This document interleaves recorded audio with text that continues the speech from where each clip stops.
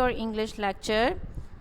Today is 27 April, Tuesday 2021. We were reading the chapter Sultan Ahmad Mosque. इसमें हम सुल्तान अहमद मस्जिद के बारे में पढ़ रहे थे. We have done the 3 paragraphs of this chapter. Now we are continue the reading and translation of this chapter.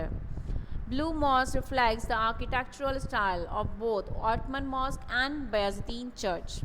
Hagia Sophia, a mosque, one of the wonder of Muslim architecture, was also kept in view as a model. Blue Mosque even today is considered unmatched in splendor, majesty and size. ये जो blue mask है, usually mask definitely Muslims बनाते हैं, उनकी इबादत गाह होती है, हम लोग जाते हैं इबादत करते हैं. But the blue mosque it is a combination है. इसके अंदर जो एक बयाज़तीन चर्च है उसकी कुछ थिंग्स और कुछ जो मुस्लिम आर्किटेक्चर्स हैं जो टर्की में काम कर रहे थे, ऑटमन एम्पायर, उनका दोनों का लुक उसके अंदर मौजूद है. बिल्कुल इस तरह जैसे आया सूफिया एक मस्जिद है, it is also present in the Turkey and some people say that it is there is a grave of Sultan Suleiman sons.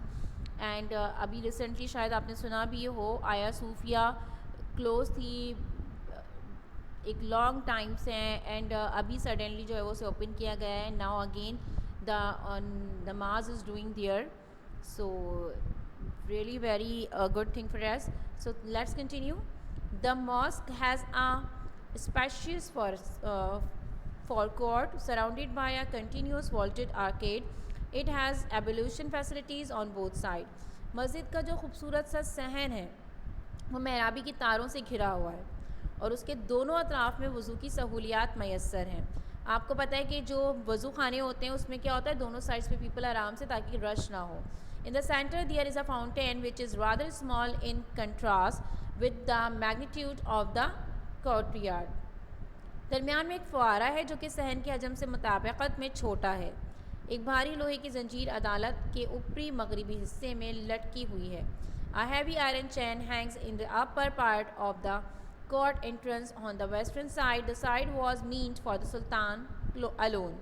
The chain was put there so that the Sultan had to lower his head every time he entered the court. It was the symbolic gesture to ensure the humility of the ruler in the face of the divine. ये जो एक हिस्सा है जहाँ पे एक भारी लोहे की जंजीर है, वहाँ क्या है, सुल्तान के लिए मखसूस है.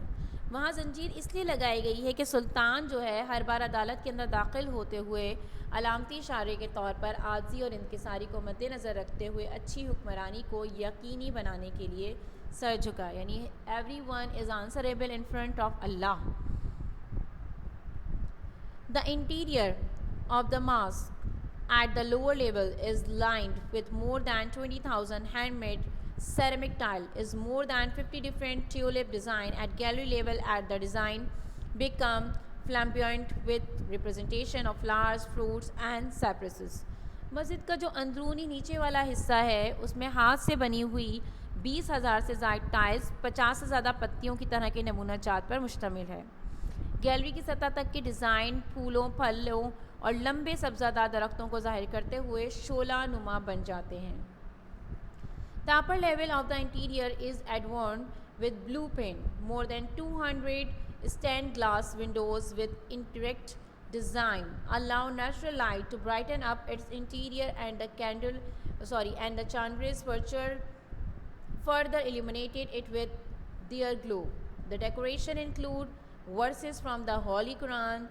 The floors are covered with carpet. दाखिले के ऊपरी की सतह को नीले रंग के लोह के साथ खूबसूरत बनाया गया है. पेचीदा डिज़ाइन से बनी हुई 200 से ज़्यादा शीशे की खिड़कियाँ अंदरूनी शीशे के हिस्से को अंदर से गुजरने वाली रोशनी की वजह से ज़्यादा चमकदार बनाती हैं और वहाँ पे कुरानी आयात से उनको मुज़य्यन किया गया है. फ़र्शों पे कालीन बिछाए गए हैं. The most important element in the interior of the mosque is the मेहराब which is made of finely carved marble. To the right of the mehrab is a richly decorated pulpit. The mosque is so designed that even when it is most crowded, everyone in the mosque can hear and see the imam. मस्जिद का जो अंदरूनी हिस्सा है सबसे अहम अंसर उसकी मेहराब है जो कि कुंदा किए हुए पत्थर से तैयार की गई है. मेहराब के दाईं तरफ खूबसूरती सजाया गया मेंबर है। मस्जिद को इसी तरह डिज़ाइन किया गया है कि जब भी मुकम्मल तौर पर लोगों से